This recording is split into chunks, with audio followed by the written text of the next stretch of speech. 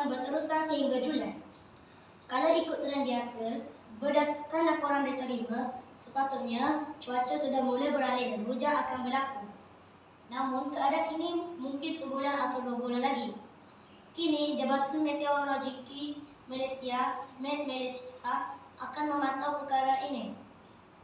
Untuk kupasan secara mendalam, bersama saya, Muhammad Firas Amjad bin Muhammad Izan, kru wartawan channel Amazing SKPPA TV PSS akan membuat liputan khas tentang perkara tersebut.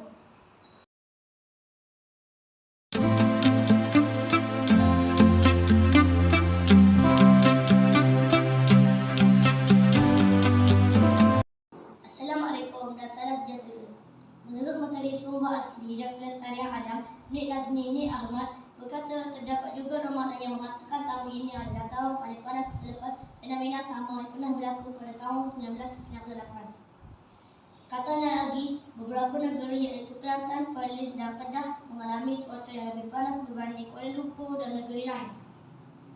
Kebanyakan penduduk berasa bimbang dengan fenomena ini yang sedikit terjejas kehidupan harian mereka, seperti dalam kehidupan seharian iaitu penggunaan air mulai kekurangan.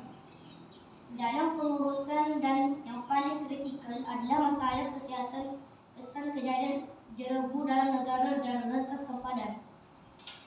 Masalah jerebu adalah menjadi punca pencemaran udara akibat dari kesan kebakaran hutan.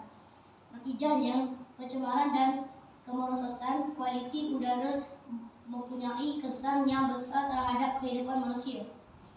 Pencemaran udara ialah satu keadaan yang mana terdapat perubahan kandungan dalam bahan kimia, jirim zarahan atau wujudnya bahan pencemar di dalam udara atau atmosfera yang berbahaya kepada kehidupan merangkumi manusia, haiwan dan tumbuhan. Individu paling teruk terjejas kesan daripada pencemaran udara ini adalah mereka yang mengidap masalah kesihatan berkaitan sistem pernafasan, terutama pesakit asma. Selain pesakit asma, mereka yang mengalami alahan kulit dan sesak nafas juga mengalami kesan serangan lebih serius. Pencemaran berterusan mendatangkan kesan buruk kepada semua, terutama golongan berisiko seperti kanak-kanak, orang tua, mereka yang mengalami pesakit asma, pesakit alahan kulit, mereka yang suka bernafas, pesakit bronkitis, radang paru-paru yang kronik, jantung dan alahan berokok. Mereka yang sentiasa bekerja di luar kawasan bangunan. Di seluruh dunia, pencemaran udara termasuk jerebu dikaitkan dengan kematian peramatan, kejangkitan dan pelbagai penyakit dengan penyakit pernafasan kronik menduduki tempat ketiga sebagai penyebab kematian. Umumnya serangan jantung, penyakit pernafasan dan kanser paru-paru mempunyai risiko yang lebih tinggi dalam kalangan masyarakat yang menghirup udara kotor berbanding dengan kumpulan yang sepadan dalam persekitaran yang lebih bersih. Pertubuhan Bangsa-Bangsa Bersatu PBB mendapat lebih 99% masyarakat menghirup udara tidak selamat yang menjadi penyebab kepada angin ahma, penyakit jantung, paru-paru, kanser dan lain-lain lagi.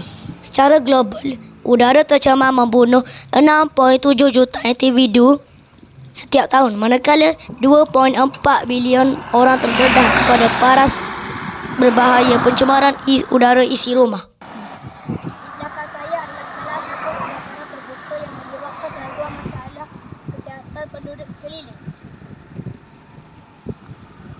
Dapat dirumuskan bahawa dalam kehidupan seharian, manusia sangat bergantung kepada udara dan amat sukar untuk menyatakan bahawa keselamatan, kesihatan dan kesejahteraan manusia tidak bergantung sepenuhnya kepada kemampanan alam sekitar.